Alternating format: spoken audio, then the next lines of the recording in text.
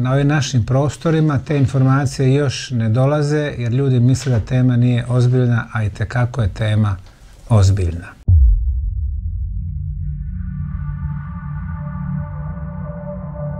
Izbjegavanje pogleda, žmirenje i potpuno zatvaranje očiju jedan je od najsigurnijih znakova da je osobi neugodno, da kalkulira i da vara.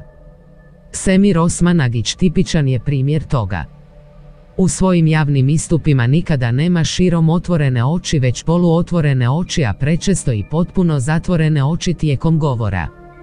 Svjestan suludosti onoga o čemu lupeta, umjesto da propadne u zemlju, on se jednostavno nastavi blamirati zatvorenih očiju jer od blamaže živi. Da nema blamaže i zarade na naivnima i bolesnima, ne bi imao čime prehraniti sebe, Kerove i Sabinu. Naravno da za to treba biti i dovoljno munjen. To je momak malo lud. Kada to zoomirate, primijetite da kao da diše, kao da živi ta materija. Dakle, riječ je o organskoj materiji. Nju su ubrzo prozvali orbovima. Orbove smo obradili u videu s Novakom Đokovićem. Riječ je o osvjetljenim česticama prašine i vlage te efektima leća na točkasto blještavo svjetlo koje Obmanagić piramidiotima prodaje kao inteligentna svjetlosna bića.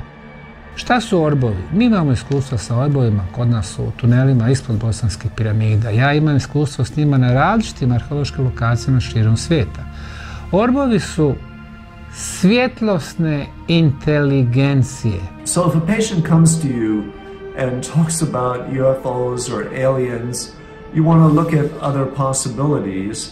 For instance, is this person psychotic?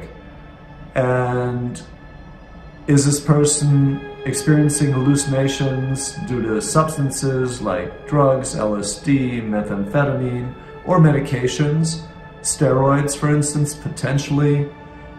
Or is the person talking about transitions between wakefulness and sleep? Another option, of course, is that the patient may be fabricating what they're saying, maybe lying, maybe attention-seeking. Fabricating what they're saying, maybe lying, maybe attention-seeking.